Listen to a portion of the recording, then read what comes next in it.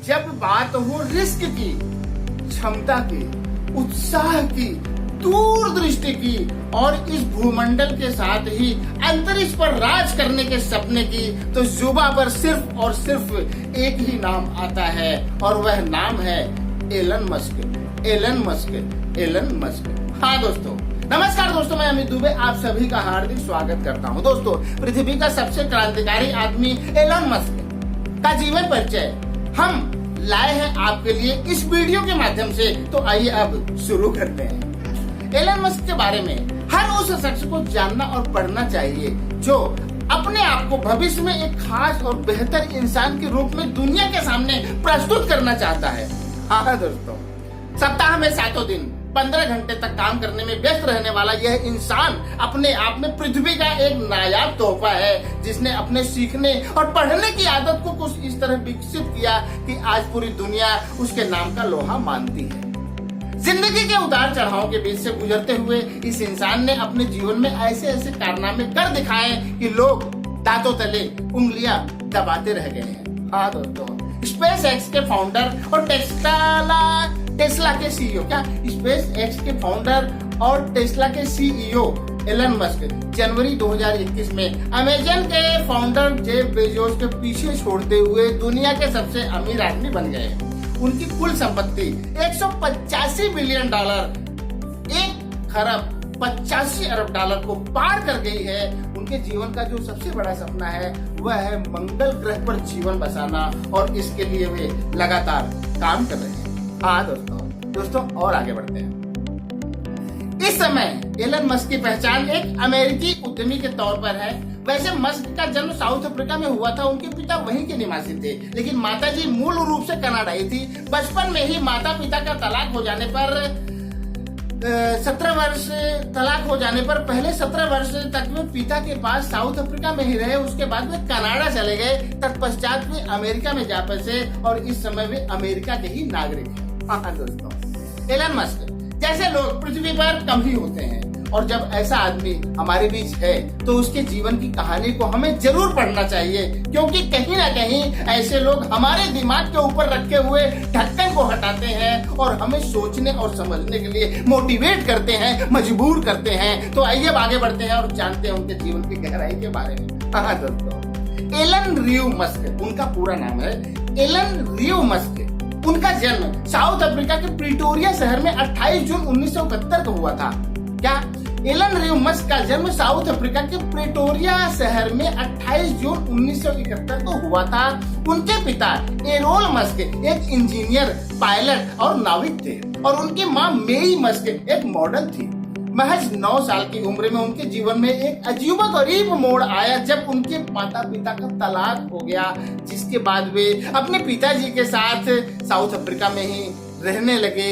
उनकी माताजी कनाडा अपने मायके चली गई। हाँ दोस्तों, एलन मस्क को बचपन से ही किताबें पढ़ने का बड़ा शौक था। वे अपना ज्यादातर समय किताबों के साथ ही गुजारते थे। परिणाम स्वरूप महज 10 साल की उम्र में ही उन्होंने इतनी किताबें पढ़ ली जितनी कि एक कॉलेज स्तर के स्टूडेंट ने भी नहीं पढ़ी होंगी। उनके उस पढ़ने और सीखने की ललक ने एक ऐसा कारनामा कर दिखाया जो आश्चर्यजनक था। उन्होंने महज 12 साल की उम्र में ही अपने घर में ही मौजूद कंप्यूटर पर प्रोग्रामिंग सीखकर ब्लास्टर नामक एक वीडियो गेम डेवलप कर दिया। बेसिक लैंग्वेज में बने इस वीडियो गेम को उन्होंने $500 में एक कंपनी को बेच दिया।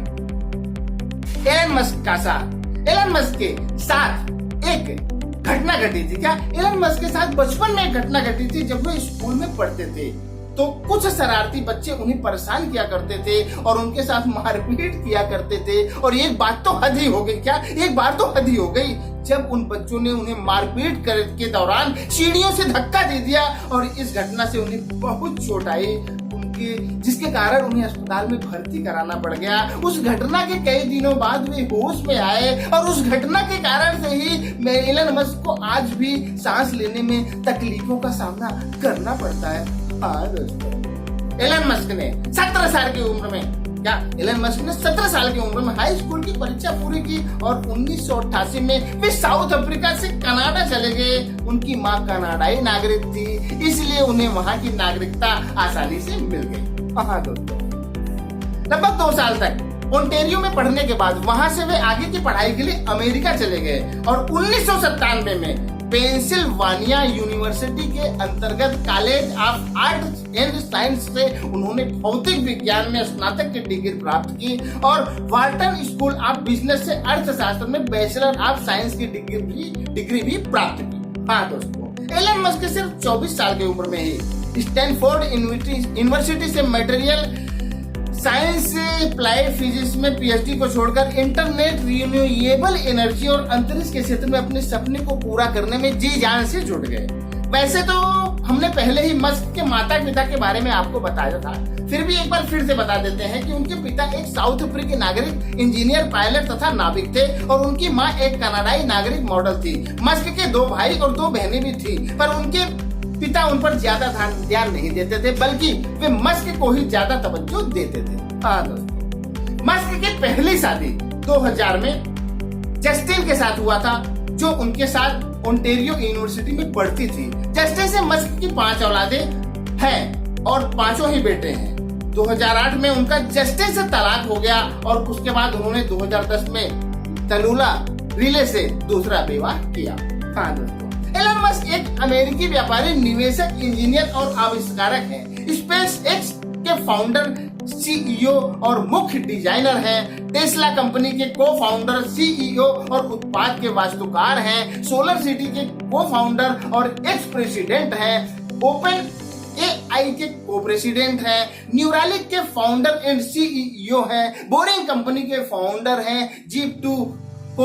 जिप2 कंपनी के को फाउंडर हैं। हाँ दोस्तों, एक्स.com के फाउंडर हैं, जो कॉन्फ्रेंटी में विलय होने के बाद अब पेपैल के नाम से जाना जाता है।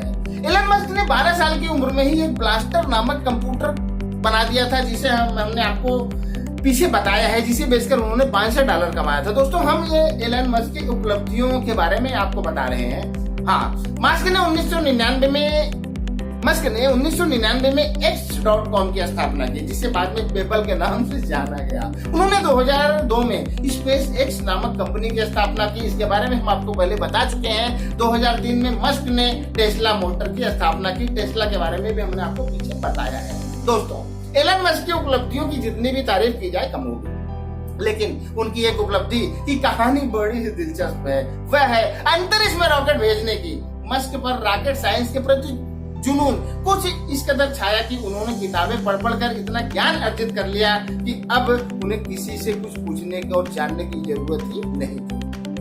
दोस्तों, एलन मस्क ने रॉकेट से संबंधित सभी प्रकार की जानकारियां एकत्रित की। उसके बाद वे रूस से एक नया रॉकेट खरीदना चाहते थे, ताकि वे उसे अपने तरीके से संशोधित कर सके। बात बनी नहीं, क्योंकि जो कीमत रूस ने बताई थी वह मस्क को ज्यादा लगी। उसके बाद उन्होंने अपनी खुद की कंपनी खोलने का फैसला किया। और फिर क्या था, उन्होंने वैज्ञानिक टिम म्यूलर से मुलाकात किया और वहीं से शुरू होता है स्पेस एक्स नामक कंपनी का सफर, जो मस्क के सपनों की कंपनी है। हाँ दोस्तों, एलन मस्क एक ऐसा रॉकेट बनाना चाहते थे जो कम खर्चे में मंगल ग्रह पर जाए और अपना काम पूरा करके वापस भी आ जाए, ताकि वे उसका रीयूज कर सके। और उन्होंने ऐसा किया भी, लेकिन सफलता नहीं मिली, क्योंकि जैसे ही उन्होंने पहला ट्रायल किया, रॉकेट में आग लग गई। इससे मस्क को एक बहुत बड़ा झटका लगा, लेकिन वे रुके नहीं। दूसरी बार फिर ट्रायल किया। इस बार रॉकेट स्पेस में तो पहुंचा, लेकिन ऑर्बिट तक नहीं पहुंच पाया। उसके बाद उन्होंने फिर एक कोशिश की और तीसरा ट्रायल किया। अब के बार रॉकेट ऑर्बिट तक तो पहुंचा, लेकिन अपने लक्ष्य से भटक गया। कुल मिलाकर देखा जाए तो मस्क का अब तक का सारा प्रयास फेल हो चुका था और वे बर्बादी के एक ऐसे मुहाने पर खड़े थे जहां से किसी साधारण आदमी का उबर पाना मुश्किल ही नहीं, नामुमकिन भी था। क्योंकि इस मिशन में एलन मस्क की पूरी जिंदगी की कमाई खाक हो गई थी और सच कहें तो वे पूरी तरह से बर्बाद हो चुके थे। इस घटना की नाकामयाबी की वजह से मस्क के सभी निवेशकों ने अपने हाथ पीछे खींच लिए, जबकि मस्क अभी भी हिम्मत नहीं हारे थे। और यह जानते हुए कि लोग अब मेरे प्रोजेक्ट में पैसा लगाने से कतरा रहे हैं, उन्होंने ऐलान कर दिया कि महज कुछ ही महीनों में हम अपना चौथा ट्रायल करने जा रहे हैं। हाँ दोस्तों, ऐसा था मस्क का जुनून। और देखते हैं फिर आगे क्या होता है। दोस्तों, किसी ने सच ही कहा है कि जिनके हौसलों में जान होती है उन्हीं की ऊंची उड़ान होती है। और यह लाइन एलन मस्क जैसों के ऊपर बिल्कुल फिट बैठती है। उन्होंने अपना घर, ऑफिस समेत सब कुछ दांव पर लगाने का फैसला किया, लोगों को भरोसे में लेते हुए कि मुझ पर भरोसा रखो, मैं कोई कच्चा खिलाड़ी नहीं हूँ। यह कहते हुए उन्होंने किसी तरह फिर पैसा इकट्ठा किया और झोंक दी अपनी सारी ताकत, क्योंकि अब तो आर और पार की लड़ाई थी।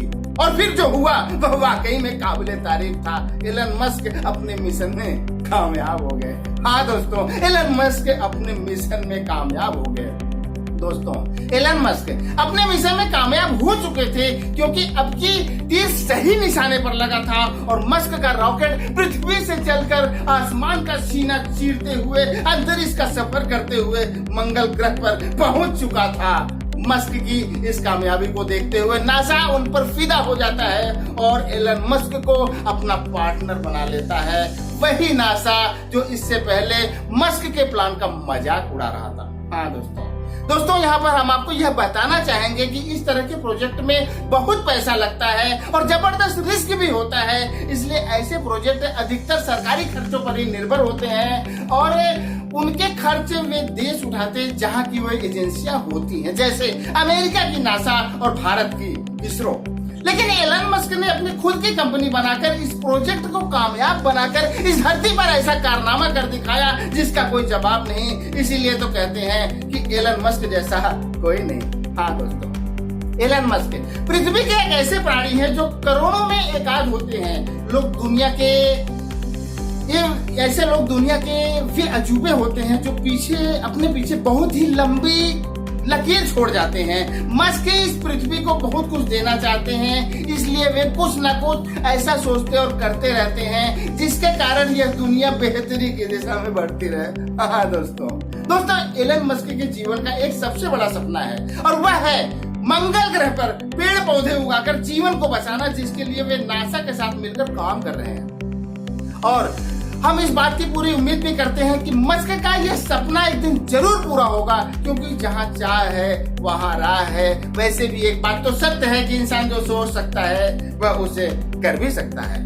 हाँ दोस्तों, मस्क की कंपनी टेस्ला इलेक्ट्रिक कार तो बना ही रही है, जो बहुत जल्द भारत की सड़कों पर भी दौड़ने वाली है। लेकिन वे अभी यही तक सीमित नहीं है, बल्कि वे बिना ड्राइवर के चलने वाली कार बनाने की दिशा में भी आगे कदम बढ़ा रहे हैं। और तो ये भी कह रहे हैं कि आने वाले टाइम में हवा में चलने वाली कार भी मैं बना के दूंगा।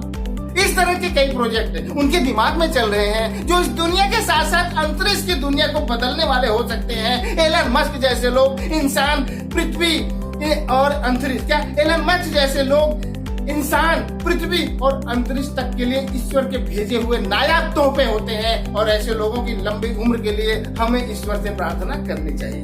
दोस्तों, आशा करता हूँ कि यह वीडियो देखने के बाद आपके अंदर की ज्वालामुखी बाहर निकलने के लिए बेताब होगी, तो अपने अंदर की ज्वालामुखी को बाहर निकालें और अपने आप को सामान्य से बेहतर बना लें। हमारी शुभकामनाएं आपके साथ हैं। अपना कीमती समय भी इस वीडियो को देखने के लिए हम और हमारी टीम आपका तहे दिल से हार्दिक आभार व्यक्त करते हैं। अगले वीडियो में हम फिर मिलेंगे किसी नए टॉपिक के साथ। तब तक के लिए जय हिंद।